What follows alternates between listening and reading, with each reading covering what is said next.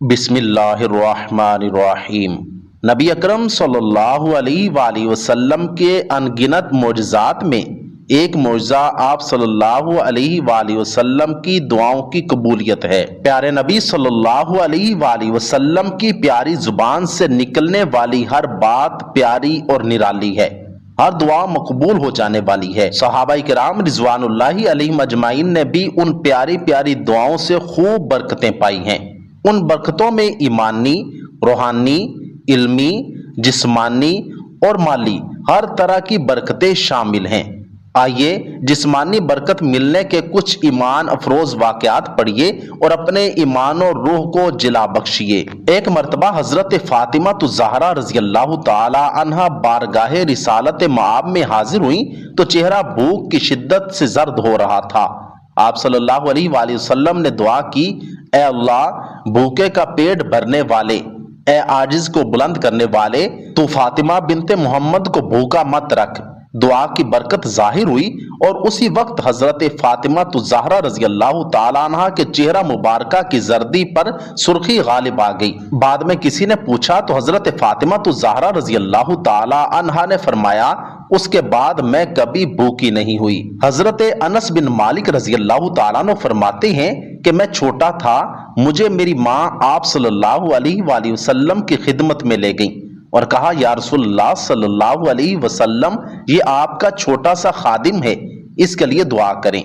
हजरत अनस रज़ी अल्लाह ताला अन्हु कहते हैं कि हुजूर सल्लल्लाहु अलैहि वसल्लम ने मुझसे पूछा, अनस, क्या दुआ मांगूं तुम्हारे लिए?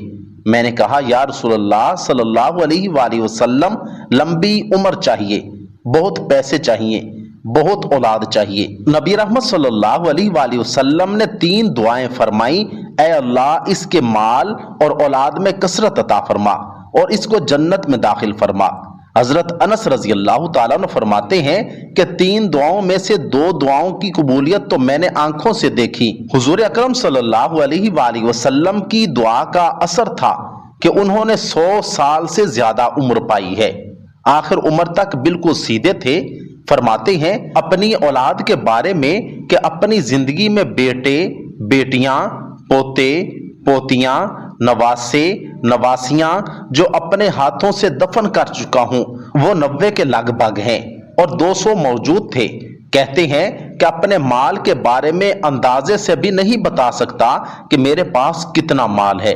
हुजूर नबी करीम सल्लल्लाहु अलैहि वसल्लम की दुआ की बरकत है कि हर शख्स का बाग साल में 1 मरतबा फलता है। मेरा बाग साल में 2 मरतबा फलता है और फलों में मुश्क की खुशबू आती है। फरमाया करते थे, तीसरी दुआ यानी जन्नत में दाखिले की दुआ का जलवा भी जरूर देखूंगा। हजरत हंजला बिन हुजैम रज़ी अल्लाह ताला अन्हु अभी लड़के थे।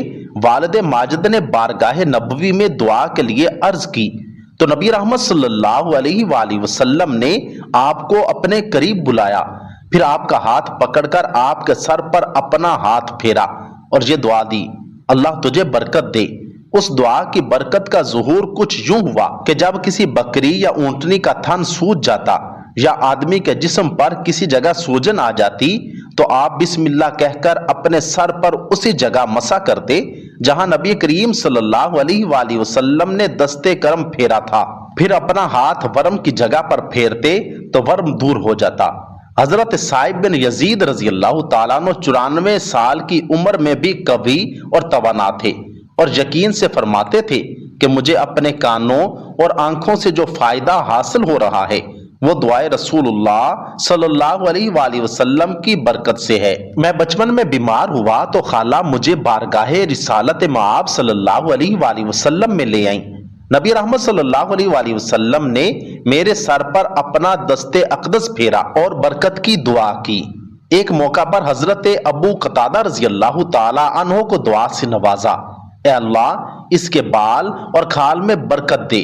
हजरत अबू कतादा रज़ी अल्लाह ताला अन्हु का इंतकाल 70 साल की उम्र में हुआ, लेकिन देखने में आप 15 साल के लगते थे। हजरत अमर बिन हमिक रज़ी अल्लाह ताला अन्हु ने एक मरतबा नबी करीम सल्लल्लाहु अलैहि वसल्लम को दूध से सैराब किया तो जुबान रिसालत मआब पर यह दुआया कलिमात आए, ए अल्लाह, तो इसकी जवानी को इसके लिए नफा बख्श बना दे।